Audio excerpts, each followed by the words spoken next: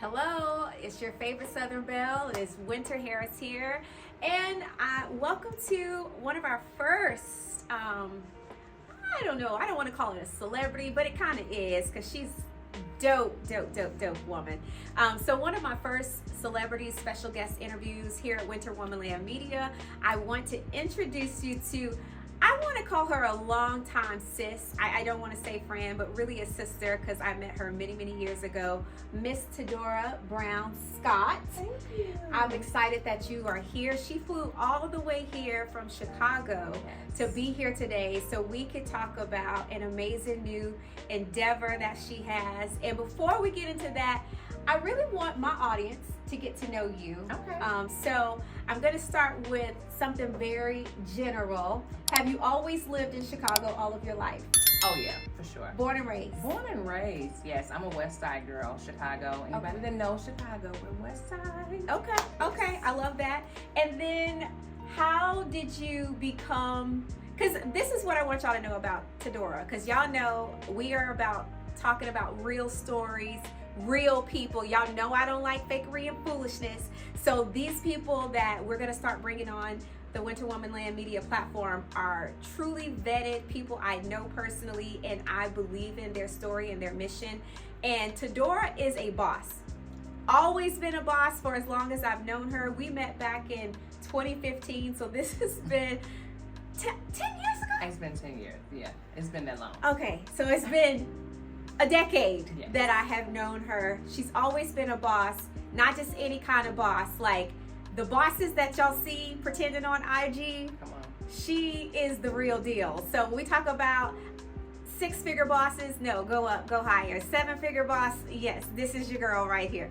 So how did you decide? Because Tedora wasn't always the Tedora that we see No. today. Oh, for sure, no. Right? No. So why did you decide to become a businesswoman? Because you are multifaceted. You do a lot of things. Yeah, for sure. So one of my biggest things once was I was a school teacher and I didn't have enough time for my children. You know, I was a single mom and I was a teen mom. So I had a baby at 17. I was pregnant at 16, had a baby at 17. Eventually got pregnant again and married their dad. Okay. You know how West Side of Chicago men, you know, I don't want to dog them all, but you know, especially the light-skinned ones, you know, they just are some Light-skinned men, we ain't trying to come for you. Yeah, no, but you know, it's just the 304s. That's what they tend to be. And no shade to him, because he was a good dad, just not a good husband. But anyhow, I asked God to help me make a decision so I could actually help my daughter with her homework without being tired. And you know, what can I do? And the Holy Spirit told me that I could open up a daycare in my basement apartment. And that was in 2003. And I had the daycares, I just sold them in 2022.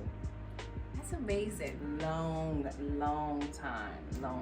So you're giving us so many gems here because I know you were a teen mom. Oh, yeah. So that is so encouraging to hear, because I think I guess technically, but I was an adult teen mom. Okay. I was 19 when I got pregnant with my daughter. Okay. And I think so often people count you out. Oh, they like, did. how in the world can you manage being a mom, trying to provide, trying to, you know, obviously become a wife? And I think there's just a lot of negative connotations. So to hear that you were a teen mom, the Holy Spirit, and for all of you non-churchy people, press mute, because we are both believers. So we gonna dive in right quick.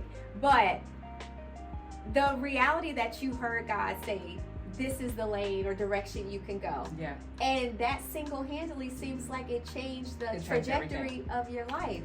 I did. I went to school. I went to Northeastern Illinois University. I had a scholarship for teaching there. Okay.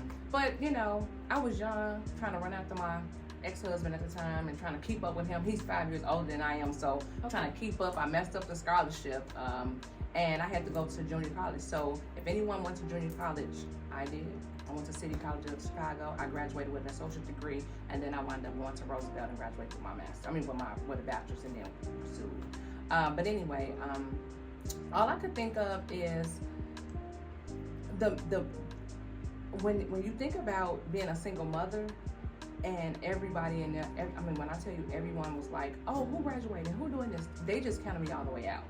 When I tell you, they thought I wasn't going to be SHIT, you know, with the dollar signs and all that behind it. But literally, I don't know if you know too, back in the day, I was a gangbanger. I used to gangbang too. I like literally, guys, this is my life. And it's something, because it's just how, you know, one thing can change your life. And me getting pregnant at 17 and having her at 17 changed my entire life, because now everything changed for me to make sure that she's okay. She is my daughter. She's now 28. And you know, that's just what happened. I went from one step. I mean, and I had my mother and father. They've been married. My mother and father got married in 1973. We were like the Huxtables. Oh wow! Isn't that so? And I'm so glad you're being honest and transparent, because I was raised with both my parents as well, and I think that is almost a misconception that even if you have all the things in place, that you still can have these missteps and these detours, right? But the reality is that the foundation is still there. And that's what it sounds like. That's what got me, the foundation. Being, you know, rooted in the word and seeing my mother and father as a family, I knew that one day I would get there. It's just that I chose different. I just chose a different direction. I feel like all of the hard-headed kids, like yourself, I was hard-headed. I honestly feel like that is often an indication that they have something amazing ahead of them. Yes. And I just think, you know, that feistiness, that hard-headedness, eventually we can use it for our good and use it for the good. It just takes us a while and a few head knocks to get there. So we start these daycares, you're popping, things are obviously turning around. You said at some point you go through a divorce. Oh yeah. So in the state of Illinois, you know, once you get to that 7th year, it's a whole different ballgame. So I made sure that I didn't get to the 7th year with my first husband. And I can talk about this because he knows it. But I had 3 kids by him. Okay. So we had 3 kids. Actually, before I opened up the daycare, I opened up his barbershop first. Okay. So I helped him open up his business. He was a barber, so he opened up musical chairs. It was in my name. I had to go through the whole city of Chicago plan. So I didn't understand that I was already prepping myself for my own business. Okay. So I had already went through that. So I was like, oh, okay, this is going to be easy, which it wasn't. But when I opened up my daycare in my home, I was there for 6 months, and then I opened up a big daycare center. Okay. And that's when everything started popping. But my passion to help people, I believe, is what actually pushed me to where I am today. Because, you know, wanting to see other people, you know, be successful, because not just because you're being successful, because you see a vision or you see something in them and we want to push them to do something. You know, we get to feel like, oh, if I could do it, you could do it too. And sometimes that's not the case. I'm learning that. I've learned that, and I'm continuously learning that. At my age, still learning it. But yeah, so I get the daycares, and my husband started being jealous. Well, ex-husband. Oh yeah. You know, I had my first Benz in 2003, and then after that I wound up getting a CLS, you know, those spaceship cars. So I'm popping. I got my daycare, I got my CLS. I'm cool. I'm like, okay. Then I had a Sebring, so I had 2 cars. One car I would drive every day. The other car I kept in my garage when I wanted to pop out. And oh yeah, he started getting jealous. Oh yeah, you ain't about to do this. You ain't gonna be this. Oh okay. So we just grew and drifted apart, and we got a divorce. But what's crazy is when we got a divorce, because I went through we used to fight a lot. Okay. We used to fight a whole lot. You don't strike me as a fighter. Oh no. Yeah, I'm one. As they say, pull this off, got braids underneath, where's my gym shoes? And I think you guys say sneakers. We say gym shoes out, you know, from down, where we at, north. Okay. Yeah, we say gym shoes. Well. So yeah, so I divorced him, which he didn't want, but divorced him, and never paid me child support. He only had to pay $75 a month. Never paid it, no. $25 a month per child. Yeah. Never For got 3? it. I didn't want anything. But when we went to the courthouse, the judge said, no, he has to pay something. And he was trying to do it a week, the judge. And I was saying, he don't have a judge. You know, judge, like, he got to pay something. So it was supposed to be $75 a month, but I never got it. I'll never understand, but you know. So we moved through this divorce. You're back single again. Back single. And this is what year? What year are we in? We're in 2008. 2008. So we continue on with the child Daycares. care. Because he had nothing to do with the daycare centers. Okay. So we didn't have to put any of that in the divorce, which was good. But this is the thing, then I get married again. Okay. Got married in 2009. Decent dude, you know, truck driver for Pepsi, you know, got money coming through, flowing, cool. Get married to him, 2009. Got pregnant in 2010, had a baby. Okay. Right? The things didn't work out. Okay. He moved too slow. And, but it was a good guy, you know. It's just that I think I got married too quick. Uh-huh.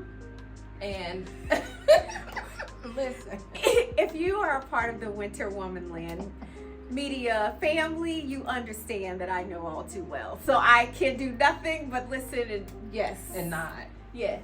Yeah, I believe that's what I think. I think I got married too quick, and I am a family person, so I didn't want my daughter, especially, to be around different men. So I just chose what the scripture said. I chose to marry them burn. So, and I did, and but I did care for him at the time. But because I remember him saying, and we have to be real careful when these guys talk, because I was like, but I'm not in love with you though, and he was like, oh, love will come later. I'm like, oh, he hit I think he felt like he struck the match. Because listen, I had my own daycares, I had 3 cars out, you know, I had my own house, I had, you know, 3,000 square feet home, I'm doing my own thing. So I'm thinking like, and what's crazy is, guys, after we got married, I let him drive my car to work. Why did he get terminated the next month? Terminated. Yeah, he didn't quit. So he had to get unemployment because I think they like, oh, you got a Benz, you can do this or whatever case may be. I don't know what it was because I wasn't there, but anyway, he didn't work no more. Do you hear me? He didn't work anymore. So now I got a whole nother, I'm like, okay. So I helped him open up his business. So he opened up Good Look Apparel, which is a clothing store. Then we had the Party Bus, and then we had a restaurant. So we opened up a big, huge, soulful restaurant. That was our last straw. Opened up the restaurant, married to him, and then tragedy happened when my son passed away. Mm-hmm. And he was 13 playing basketball. He had a heart disease called myocarditis, and he just was playing basketball and just fell, and it's called an instant infection in the heart muscle, and he just never woke back up. So that was in 2015, and I understand now, but at the time I didn't understand. I believe that he wasn't there the way he was supposed to be. My husband at the time. We had a restaurant girl. He was trying to go back to the restaurant. I'm like, nigga, my son just passed. What is really going on here? Mm-hmm. And I remember it was Easter. It was in March that year. And he was like, well, I'm about to go open the restaurant. I'm like, well, you know what? We finna shut it down. I never went back because that was where I got the phone call. So I actually shut down the whole entire restaurant. I sold it to some agents, and they gave me a nice amount for it. And it's still there to this day. But I think, I don't know if people know, but they say once you have a death, once a child passes, normally the marriage dies with it. Mm-hmm. And I can understand that. I used to see that on TV and hear about things, and I'm saying to myself, like, Lord, why is this happening to me? Mm-hmm. Why did I get chose for this to happen to? And I wound up divorcing him. Yeah, I had to divorce him too. It just never got back right. It just never got back right. And I think at the time, and I think right now, that was a good decision for me and my family, my children, at the time, because we were grieving. Mm-hmm. There was a lot, and when you don't, and he wasn't a believer like I am, so he believed, but not like, let's go to the Lord. We have to go. And if you're not that strong when you're dealing with someone who's into the word, you have to spiritually be connected. And when it just didn't happen. And like I said, he wasn't a bad person. He wasn't a bad husband, or he wasn't a bad father. He wasn't. It's just that, as they say, when I drift away, it's like, what's the old songs in the back? Drift away, drift away. When they drift away, it's over. Oh man, okay. I'm trying to digest because we just covered so much within that time frame. Okay, I want to be respectful of the topic, because that I don't feel like you ever get over something like that. Yeah, you don't. And I empathize. You know, I feel like when you hear things like this, if you've never been through it, you sympathize. But if you have, you empathize. Some of you may know, you may not know. I lost a baby in 2002. And I tell people all the time, you don't get over it. You just figure out how to get through it, heal through it. So like I said, I want to be respectful, and I don't want to trigger you. For as much as you can go back to that. For any moms, yes. Oh, I can talk about it now. Okay, so I couldn't before. I listen. Trust me. I couldn't before, but now I can talk about it. So he was a healthy kid. He always played basketball. He was known for playing basketball. His name is Draymond Ratcliffe. If you Google him, everything. It was like in the Washington Journal here. It was everywhere. Like, I think it was something so major because it had happened to someone. It hadn't happened to a child within like over 2 or 3 decades, they said. So he was like the first one that had just popped out. He was playing back. Well, that day, I asked him. But what's crazy is, I can replay the entire day. And he got off the school bus, and when he came inside the house, we didn't open up until 4 o'clock. We opened from 4 to 10 on that day he came in. And we get like feet cold sores, and you can feel them when they're coming. So he was like, "Where's the bliss deck?" So I was like, and I'm looking at him, but he was looking strange. And I was like, "What's going on with you?" He was like, "Nothing." And I'm like, "Oh, okay, you going to basketball practice today?" He's like, "I don't know." I'm like, "Okay." I'm like, "Well, if you go, your sister's going to take you." He's like, "Okay." So, I'm like, "I'm going to the restaurant." Everything regular. Went to the restaurant, got a phone call from him. "Mom, what do I supposed to go in?" I'm like, "Let me double check." He come, "Oh, okay, I see people want to do it." I'm like, "Okay, I'll be there at 7:15. Because I would leave the restaurant and go directly to the schools or whatever, wherever the game or practice would be. Because I was a basketball mom. I never missed, ever. So, and I thank God I missed that day though. So I get a phone call. He get dropped off at 6:53. I get a phone call at 7:05. And like, "Hey T, how you doing? I think Dre having a seizure." And I'm like, "A seizure?" I'm like, "Well, he don't have those that y'all call ambulance." They're like, "Yeah, we did." I'm like, "I'm on my way." I left everything at the restaurant. I didn't turn off nothing. And now I think that's another straw too, because my ex-husband was moving so slow. I left him, got in my car, left, because I guess he was trying to turn everything off. I'm like, I don't care if that mom would have blew up. At the time, I was trying to see what's going on with my baby. Right. So God carried me from like in a maybe 10-mile radius. I never stopped at no stoplights. I don't even remember how I got there. And I had a Lexus truck at that time, and I remember, and it had snowed real bad. And I remember when I got there, I jumped on the ambulance because they were leaving. I jumped on the ambulance, and I remember they was calling. I'm like, "I can't fly there. I'm coming. And I remember seeing him when I got on the ambulance. They were calling to call the police on me, the ambulance people. And the lady inside, which was a friend of Draymond's mom, she was like, "That's his mother. No, that's his mother." So they stopped, let her out, because I guess I was intervening with them going to the hospital. And that's what it was calling the police. They thought I was trying to stop it or something. I don't know. It was like so chaotic. But I was able to get inside of I can hear them calling the police on me while I'm trying to get inside with my baby. And they wound up stopping, and she wound up getting out the car. And I looked to the back. And I'm like, "Oh, this for real." I'm like, "Draymond, I'm with you. I'm here.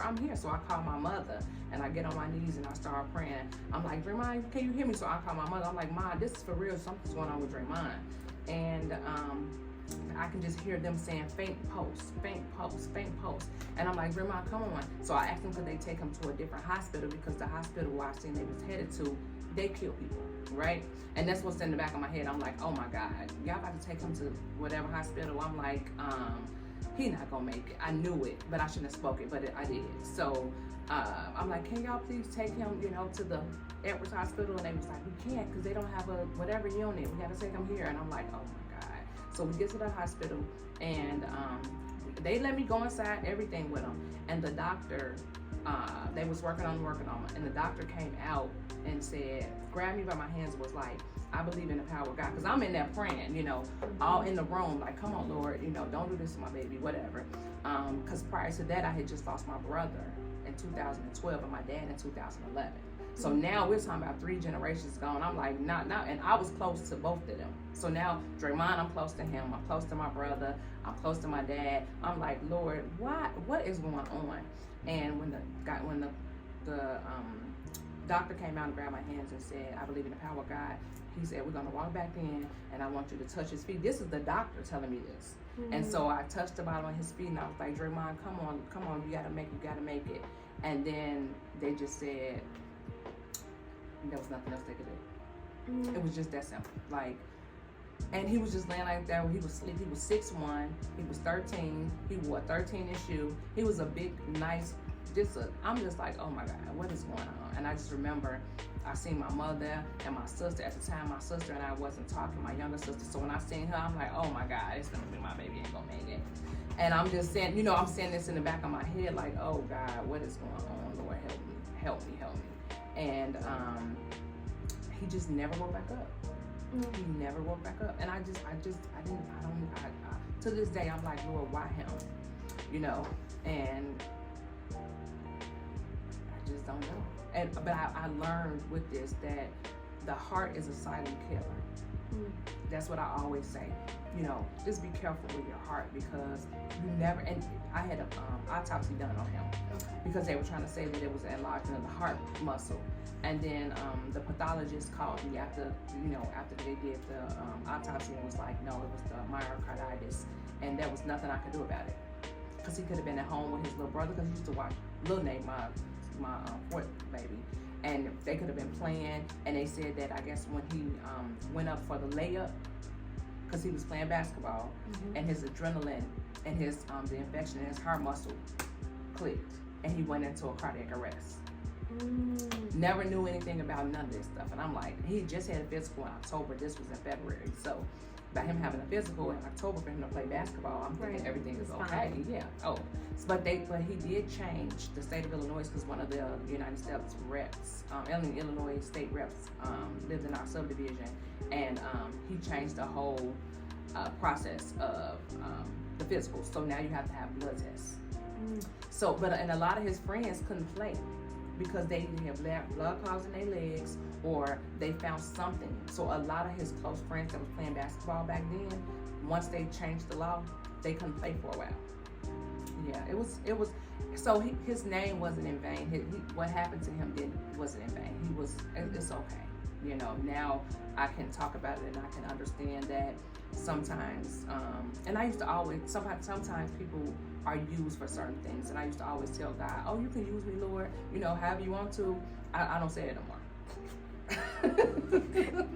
I'm like, let me correct some things. Yeah, let me yes. No, I don't say that anymore. I am very strategic when I'm talking to the Lord now. Like, literally, don't use me for nothing like that. No. No, because I used to always say, and then I felt like, okay, he's my Jacob. I had to give him up for something. And I felt like, he was the sacrifice. And I always say this, though, to make it a little bit more joyous, that at that time, I had 3 other kids. One that was for Lil Dre, I think he was 15, and then Dre Tanya, she was 17 or 18 or something. But them other 2, they wouldn't have went. If the Lord would have asked them to go, they wasn't going to reach their hand out to him. Draymond, they used to call him Little Derrick Rose, because he was so humble.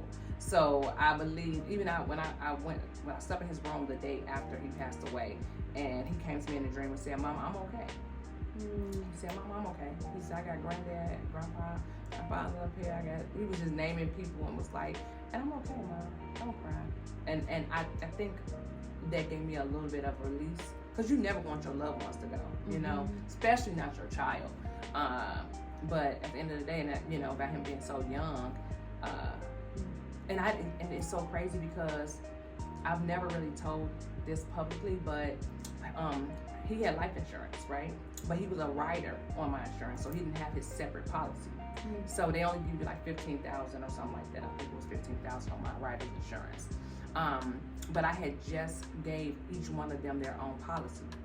And for Drake, my two older kids, theirs was fine, but it was a glitch in the system for his. So I had to call the insurance company, and they said that his name was spelled incorrectly or something that happened. So I had to pay for his entire funeral out of pocket. Yes, I had to do that out of pocket, but thank God I was able to do it. You know, he's in a mausoleum, and you know, the horse and carriage took him all the way from the church to the. It was a very, very nice, I call it a ceremony, celebration or whatever. But it's very important that you look at your policies when you get your insurance. Like, I never understood that, because you don't expect from your people to die. You don't expect it. So my insurance rep, I had to actually file a claim against him in order for me to get the money back that I had spent. It was like so much going on. And then let me tell you guys something else. I was so mad at God that I had stopped paying my tithes. I was mad. I was upset. I was pissed off. You know how like you be mad at your dad, and you just, you know, I'm not talking to you today. He can speak all he wants to. You can say, hey dad, okay, you're gonna be respectful, but you put your hands in your yeah. But let me tell you, a little girl had fell at my daycare. And girl, they tried to say that she had broke her arm. All this going on with my son passing, so I couldn't even grieve him. I had to go and see what was going on with the daycare center, because the little girl, and they were trying to take one of my employees to jail. Girl, it was a lot, but I had cameras inside my daycare center. So because I had the cameras inside the daycare, and she didn't even fall at the daycare. They were trying to say she fell out of high chair. I'm saying, when I tell you, it was like when they say it rains, it pours, and it storms, and it was like storming, and it's like non-stop, like all this going on from during the time my baby passed away. I'm like, what is going on? It's just too freaking much. But you know, we were able to get free from that, because I had to, you know, send over the flash drive or whatever and let them see. But it was just, it's just the process. Yes. That's the thing. You still have to go through a process. Absolutely. So that's why I said, now I'm like, Lord, no. It's okay to use me for certain things. Just please. Opt me out of that particular plan. Thank you, please.